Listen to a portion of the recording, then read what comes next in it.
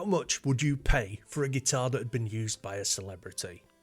I know, we're in a recession, but if money was no object, how much money would you be willing to drop on, I don't know, a Jimi Hendrix Strat, or a Dave Gilmour Strat, or a Kurt Cobain, whatever Kurt Cobain used? I don't really know. I'm not a big Nirvana fan.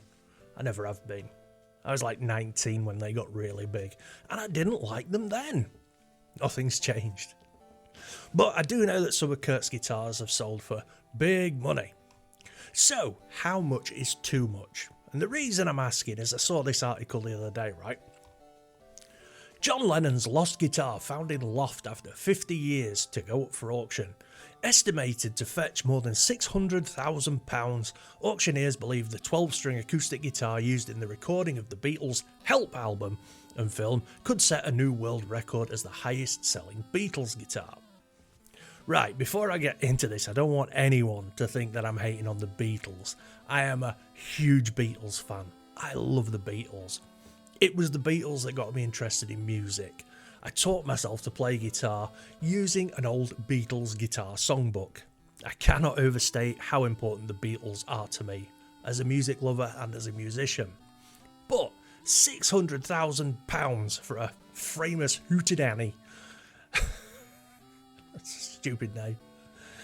It was in the movie Help and on the Help album. I mean, it's not even their best album. I'm not saying, right, that this 12-string isn't an important piece of music memorabilia. It is. But £600,000? I'm going to have to come clean. Hold my hands up. I am an utter miser. I'm so tight-fisted, it's not even funny. This actually only applies when I'm buying things for myself. I am tight. When it comes to, one of the dogs, if a dog needs a new hoodie or a personalised blanket, money's no object. I'm like, but when it comes to spending money on myself, I really do struggle. I think that's why I don't get the amount of money people are willing to drop on instruments and stuff that have been owned by celebrities. And again, don't get me wrong, I understand that if the person has passed on, they're no longer with us, then the value goes up. And I understand the value goes up depending on how famous the person was.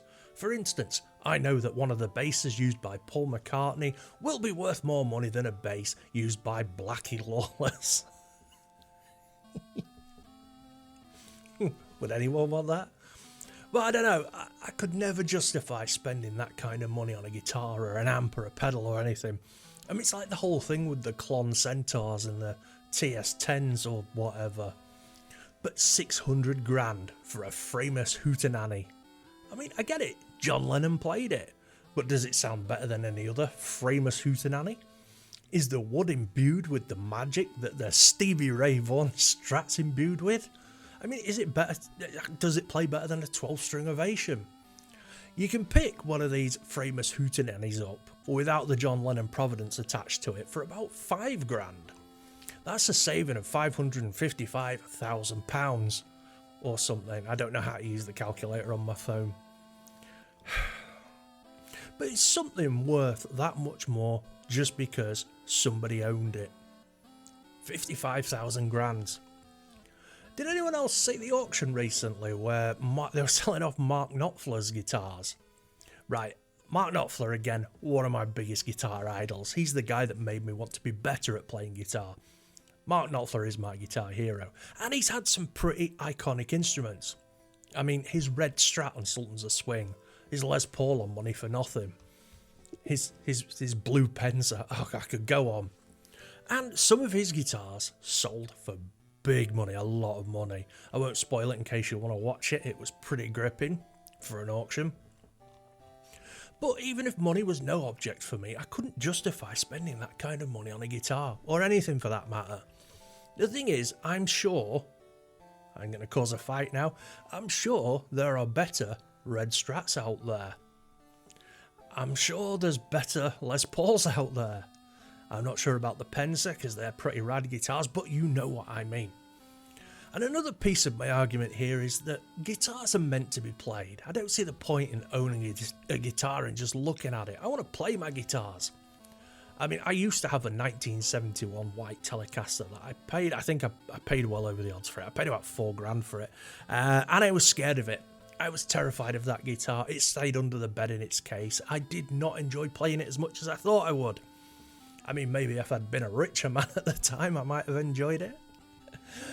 But for instance, right, the one guitar I would love to own, and I haven't got round to buying yet, is an Ibanez Gem Floral Steve Vai 777 guitar, and I will own one day. And I think I could probably get one of those for about $5,000 on Reverb. But if I got one, I mean, when I get one, I will play it to death. I promise I will not be afraid of that guitar. Steve Vai's also a bit of a hero, but I wouldn't just buy a floral gem because Steve Vai had owned it. I mean, if it was still the same price as the other ones that I've seen on Reverb, sure, I'll take it. But I wouldn't pay over the odds just because Steve Vai had played it. Maybe it's just me. I'm not the kind of guy to get starstruck. I mean, I've been really lucky in that I have met some very famous people through my work in the past, and I've even met several of my heroes. So maybe that's why I wouldn't spend all that money on a John Lennon guitar. I'm not saying I've met John Lennon. I haven't. I was like 10 when, the unfortunateness happened. And, I mean, to be fair, I don't even want a 12-string. I'm not some kind of hippie. Or a communist. So, this John Lennon guitar, does it get any cooler the more I find out about it? Is there something that's going to make this worth $600,000 to me? The Hootenanny model made by German firm Framus was used by the Liverpool band in the 1965 Help film, specifically in the scene where the group perform You've Got to Hide Your Love Away. It was also used during the recording sessions for It's Only Love and I've Just Seen a Face and Girl, along with the rhythm track for Norwegian Wood played by George Harrison. Norwegian Wood, that's pretty cool. Finding this remarkable instrument is like finding a lost Rembrandt or a Picasso. It still looks and plays like a dream after having been preserved in an attic for more than 50 years, said Darren Julian, co-founder and executive director at auction house Julian's Auctions. To awaken this sleeping beauty is a sacred honour and it's a great moment for music, Julian's, Beatles and auction history.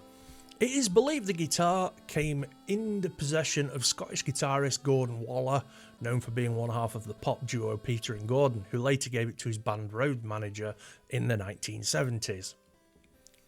I don't know, man. I think this article might just be a bit of a hype piece by Julian's to get more money out of the guitar. But for me, the fact remains, it's still a Framus Hootenanny, and it's worth about $5,000 tops. Let me know what you think in the comments. Is there a celebrity guitar that you would consider spending thousands and thousands and thousands of pounds on? Or, are you like me? Do you just not get it? Anyway, thanks for watching and stuff, and I'll be back again in a few days. Till then, take it easy. Peace out.